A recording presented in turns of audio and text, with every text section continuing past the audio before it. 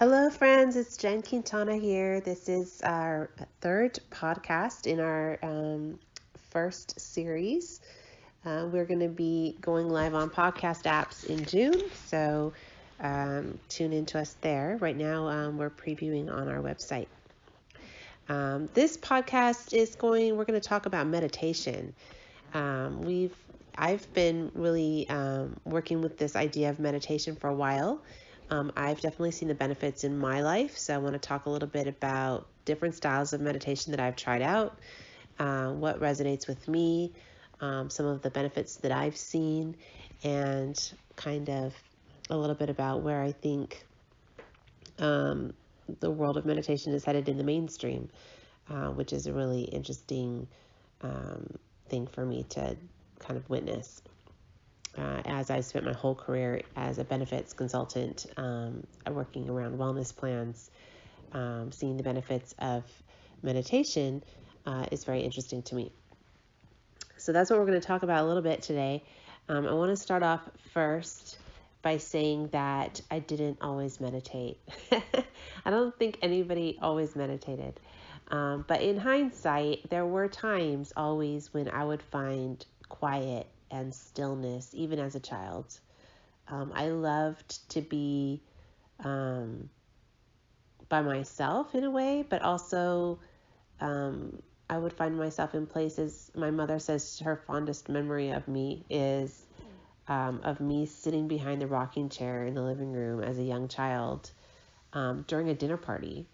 And I sat behind this rocking chair and just listened into all the adult conversations around me for hours. And I don't think most children would sit still for hours, just curiously listening to adult conversations and observing those conversations. But for me, it's kind of, I don't know, it's just so like as the observer of these conversations, even as a child, it's easy for me to kind of sit back and observe the conversations in my own mind. And I think that's really what mindfulness meditation is about, is taking that place of observer and observing conversations and not getting too wound up in those conversations or those thoughts, but observing them, acknowledging them, and thinking about them and why are you having those thoughts. So I think that's kind of my first foray into meditation is becoming an observer, not just of my own thoughts, but of the thoughts and conversations of everyone around me. So as an adult, I do practice that form of meditation. Some call it now mindfulness meditation or mindfulness-based stress reduction, MBSR. There's a few pioneers of that. John Kabat-Zinn is a big pioneer of bringing that to the mainstream. But mindfulness meditation is a practice of dispassionately observing the thoughts that arise and letting them go and recognizing that those thoughts are arising, but you're observing them. And so somehow you're separate from those thoughts, and those thoughts are not who you are. So that brings me to the next form of meditation that is kind of where I currently spend most of my time when I'm meditating, which is this question of who am I? I really think that the concept is quite amazing when you think about that you're not your thoughts, you're observing your thoughts, so you're separate from them. And who is this one that's separate from those thoughts? And asking that question, who am I, provokes a lot of more thoughts to come up, right, about trying to answer that question. And so when I asked myself in meditation, who am I, immediately words like mother, professional, businesswoman, all these words come up. I'm a wife, I drink tea. So all these things come up. These are labels that we have for ourselves. These are things that we try to identify with, or we think we are those things. But then I had the great privilege of attending an Enlightenment Intensive Retreat, where there's two great things about this style of retreat. I'll get into the second one in a minute. But the first great thing is that it takes you out of your normal everyday life in a way.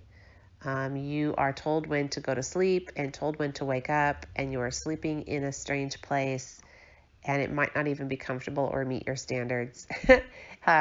Lately, those retreats have been held at a Zen Buddhist retreat in San Diego, and we sleep in bunks, and it's very minimalist. So I would not normally choose to sleep there.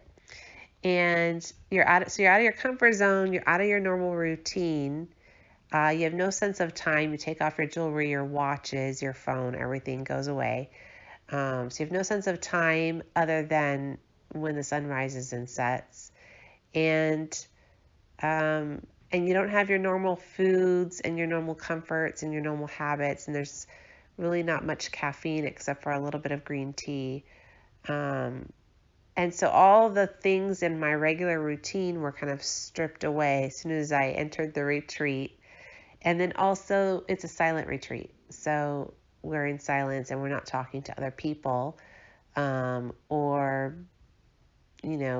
that's an interesting thing too, because part of who we identify with is how we interact with people. But when you're not speaking to another, you're just being in the room with that person, but without talking to them, with many other people for that fact. And you're not saying who you are or giving them a story of who you are or putting on a persona for them, then you're not any of those things in that moment. And so then the question of who am I? Well, I'm not, a tea drinker because I'm not being offered tea right now. And I'm not a person who's talking to these other people and saying who I am. And I'm not a person who's aware of what time it is right now. And so it becomes this interesting shift in reality of all the things that I identify with as who I am, or what I like to do, or how I portray myself.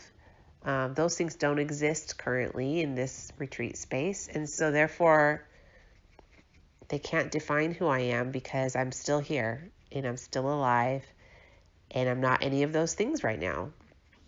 Right? And so you kind of take a step even further back from the dispassionate observer into a little bit deeper space of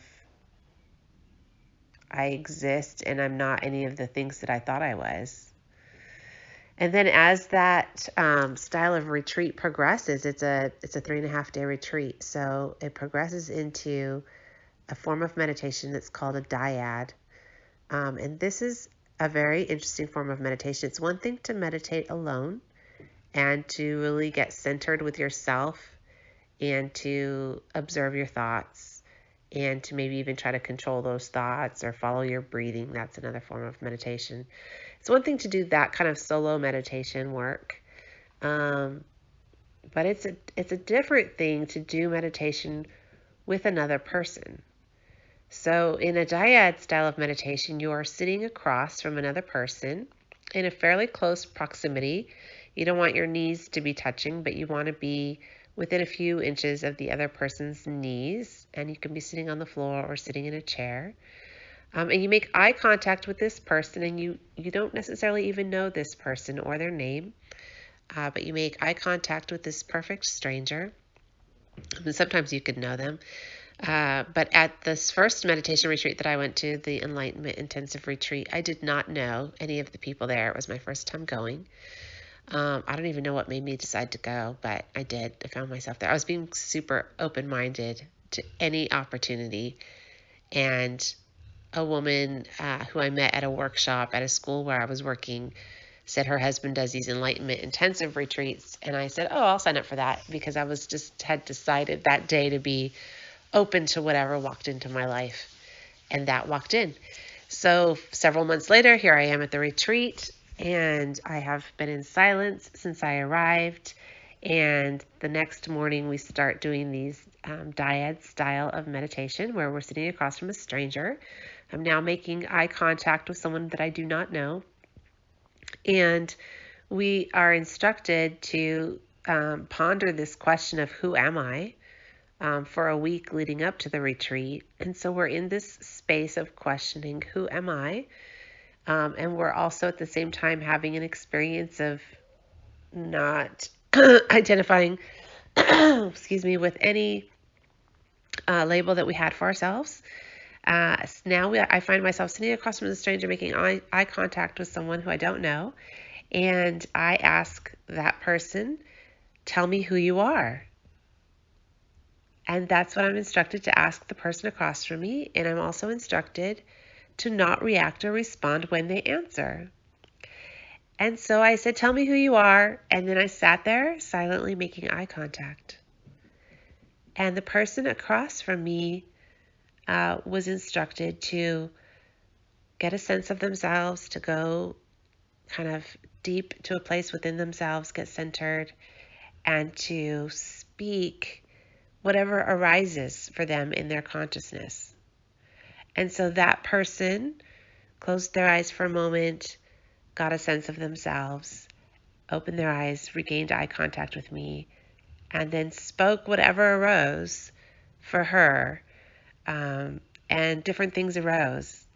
And then once that thing arises and she speaks it out, the idea is that you're now letting that go. You've spoken it, you've said it, it's done, and now you let that go and you go back to a centered place, a meditative, contemplative place inside yourself, and see what else arises with the question, who am I? And so the person across from me did this for about 5 minutes. She spoke whatever arose. She sat in silence, making eye contact with me in between thoughts. And when a new thought of who she was arose, she would speak that. And then after about 5 minutes, a little gong went off. And that was our signal to switch. And so we didn't move places. We stayed in our same seats. But now she asked me the question, tell me who you are. And I had to then answer the question. I had to ask myself the question, get centered, and whatever arose in me, I spoke it. And at first things came up like mother. I'm a mother, and then I'm a wife. That came up for me. And so I got those things and I let them go. And then after 5 minutes, the gong went off and I asked her again, tell me who you are. And for 5 minutes, I just intently listened to her without reacting or responding. And then the gong went off and she asked me again, tell me who you are. And I went through this exercise again of seeing what arose for me while she intently listened and made eye contact with me. So I felt this pressure to perform, right? This pressure to know who I am and to answer the question. And everybody feels that in this situation. And while she and I are going back and forth in these 5-minute intervals in this dyad style of meditation, there are people next to us on either side who are doing the same thing. So we're like in 2 rows of about 6 people, each sitting across from another, and then going back and forth, asking each other, tell me who you are. And then there's a gong to signal when it's time to switch between listener and questioner. And so we do this for 50 minutes and we hear what's arising for other people next to us in the room, right? Because everyone's speaking kind of at the same time. And that also kind of creates kind of this interesting, disillusioning, strange space that you're in where you're hearing other people speak who they are. Sometimes it resonates with you because you might think you're that. And you're feeling compelled to answer the question to the one across from you, but they're not reacting to what you say, and you're letting it go. And so we do this for 50 minutes, and then we take a 10-minute break. And the first time, it's super intense. It's like this super intense questioning by another person who you don't know, who you feel compelled to respond to, a question that you're sure you know who you are, but at the same time you can't think of anything to say. And you say all the usual things, your job title and your, if you're a parent or whatever. But after the 3rd or 4th time, you're running out of stuff. And so you're having to really go deep with this question of, yeah, who am I? Because what if I'm not a parent anymore? Then who am I? I'm still somebody. Who am I? And your name is just your name, right? But that's not really who you are. And your job, you could lose your job. Who are you without that job? You're still somebody.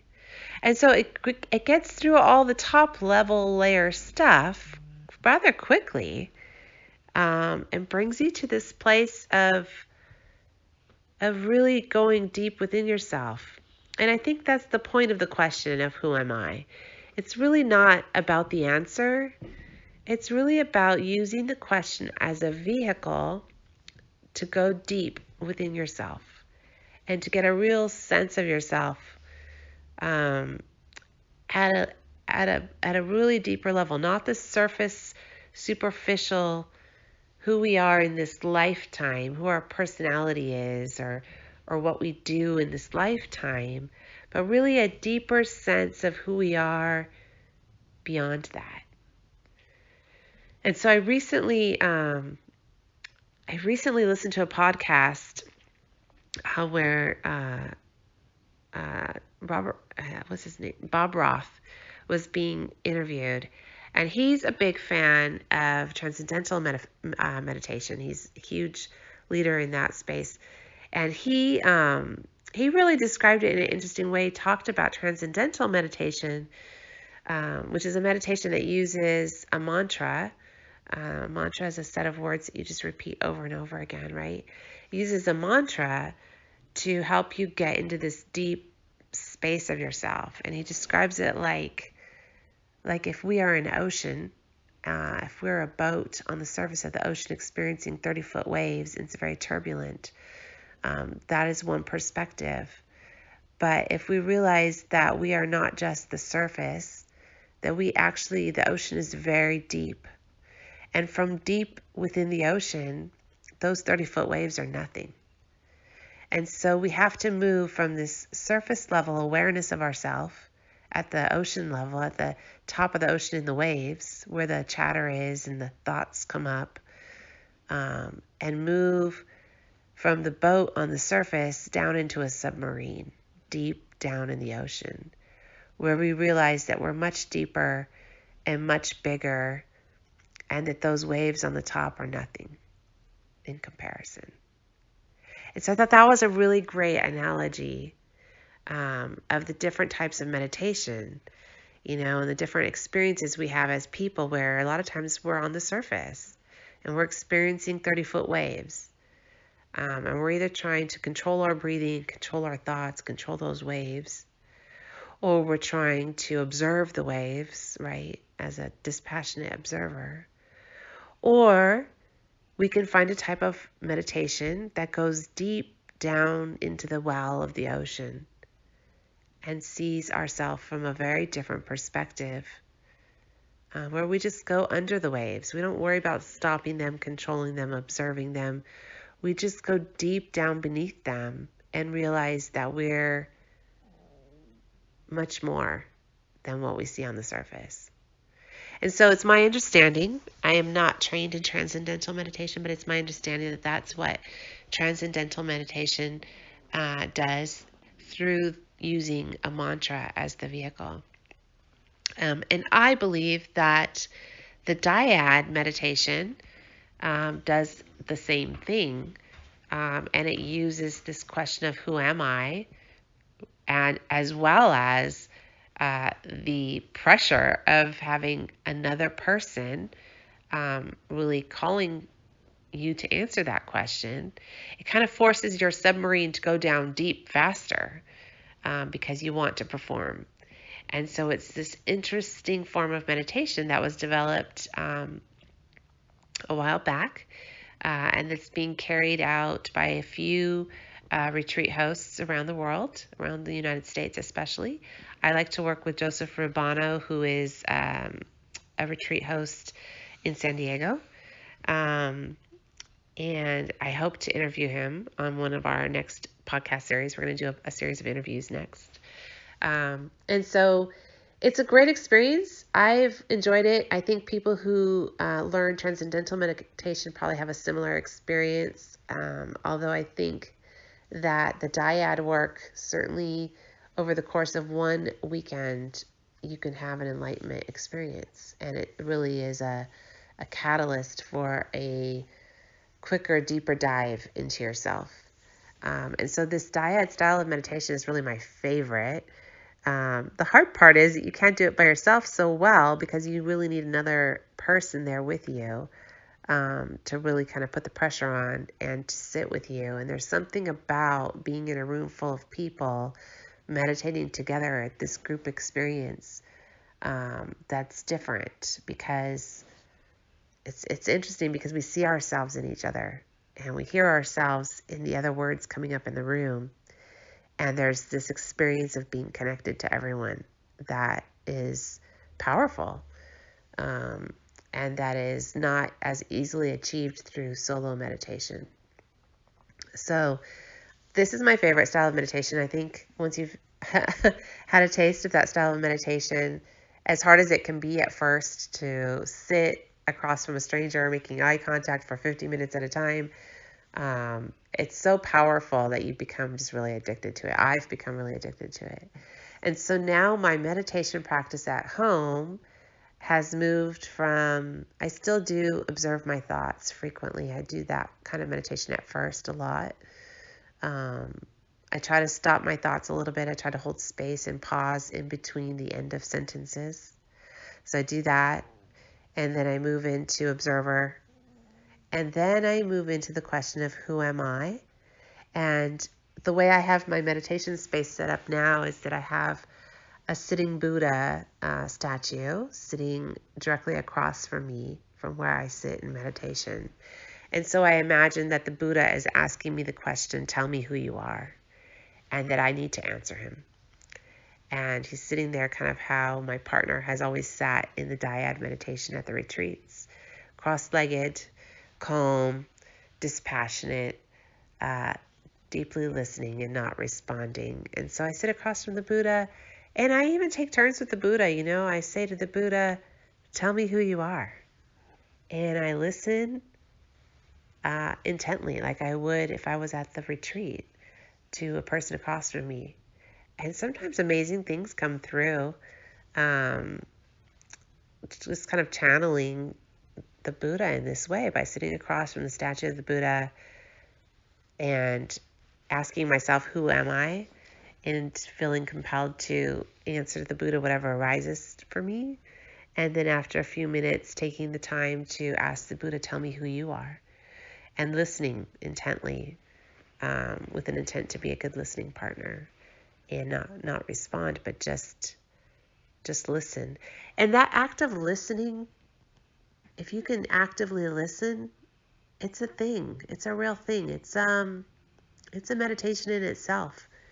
Because when you're actively listening, you're not thinking, you're not talking. You're ready to receive. And so being in that place of active listening, especially when no one's answering you, is it's the silence that really is amazing, because it allows you to really be open to hearing messages from your spirit guides, messages from your higher self, things that have been sitting on your crown chakra waiting to get in, but that haven't had the opportunity. I frequently get downloads of things. If I've had questions during the course of the work week about what to do about something or how to handle a situation, frequently those answers will just come through in those moments of sitting in silence in the capacity of listener. And so this has become my favorite style of meditation. I've been able to sit across from buildings and trees and ask, tell me who you are, and get answers. This is a crazy story. I once sat on my balcony across from the school where I was working, and I asked the school, tell me who you are. because there was all these questions going on in the management of the school about what the next best steps were for the school. And I was being asked to do things that just felt counterintuitive. And I finally just sat across from the school and said, tell me who you are, what you want. And I got this whole download from the being of the school about how the school was laid out energetically. It showed me itself with organs and limbs. And so I started to understand like that the admissions office was the heart space of the school, that the buildings where the classrooms were like the limbs of the school. The school had recently opened a second campus, and I saw the heart space of the main campus arching over to the second campus. I saw where the halves of the brain were. I saw where people were misaligned in their offices, where the office for one for outreach was kind of the skin of the school, which should be on the exterior of the school, but one office was on the interior of the school in the heart space, and it was the wrong energy there. And there was a lot of problems in that department. I also saw where the arteries of the school were where the finances came in and flowed out from the admissions office. And the financial people weren't sitting in that artery space. It was kind of vacant. We had conference rooms there. And the finance people were upstairs where the brain space was. And so there were these interesting decisions being made from the finance department about how to run the school, like the finance department was acting as the brain, but the money wasn't flowing in. And it was this interesting misaligned energy with the being of the school. And so really this whole meditation that came through to me in this dyad style of meditation with the building of the school was really helpful for me to see where things were misaligned and how they needed to shift. And to the extent that no one was really willing to shift those things who worked at the school, it just became very clear to me that it was a kind of a no-win situation. And so I ended up resigning my position at the school and moving on. It's you can't work in a misaligned place where things are not coming together and people are not open to flowing with the energy of a space or a building or a business. So I think it's really important to always align yourself with where you're at and make sure that it is in alignment with who you are, and that you're in the right place for that business or space to be successful. I did the same meditation with my own house. At that time, I was living in my house in Altadena, and I said the house, I had never felt like the house was a true home for me, and it always felt uncomfortable. It was hard to get things to come together. It was a 4 house numerology. If you add up the house numbers, it's a 4. So that's a house that's could be a strong foundation. 4 is a foundation kind of number, but also a lot of work. Could have a lot of work. Could have problems with the foundation. And so I asked the house to tell me who it was, and wow, I got a picture. I got a picture of the house as being very masculine, male member. And I realized how I needed to shift things in the house in order to honor that masculine energy. And I moved the feminine energy things to the exterior of the home, and created some flow. There was some upstairs bedrooms that had a lack of flow coming out. And so things would kind of come up the stairs and stagnate up there. Even clutter would happen. So getting that picture from my house of who it was really helpful to me. I later understood the house to be more like a church with a steeple, and a very masculine energy up through the steeple. And I rearranged my living space to honor that as a church. This room would be the sanctuary, and that room would be the library, and that room would be the fellowship hall. And I rearranged the artwork to make sense with that, and to honor that kind of feeling of the house. And so that was a great experience too. We ended up selling that house for a huge profit, bidding war with 10 potential buyers, all bidding over asking price. I think at the end of the day, we got $87,000 over our asking price. and multiple offers. So that was a really great experience. So that's the work that I do, the dyad work that I do, the meditation work that I do. Who am I is really my mantra that takes me deep within myself. And if any of you have the opportunity to experience an Enlightenment Intensive Retreat, I encourage you to do that. It is life-changing. We do dyads with strangers 11 times a day. We rotate different people each time, and we do it for 3 days, and it's silent in between with some Zen-like walking contemplation or yoga exercise contemplation and work contemplation.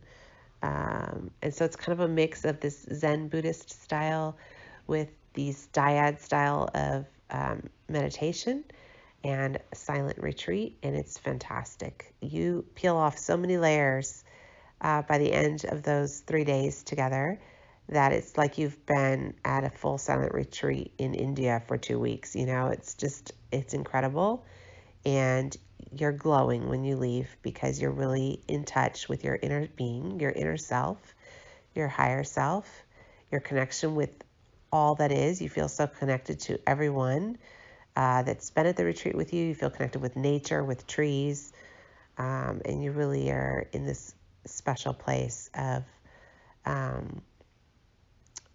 glow. That's all I could say. I felt like I was floating and glowing.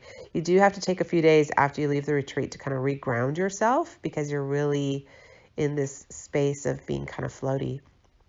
There's no time after you leave the retreat.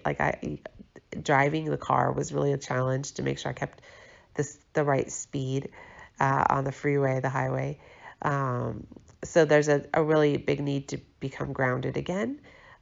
It's a great time to read spiritual books and really get that wisdom on a different level after being in the retreat for 3 days.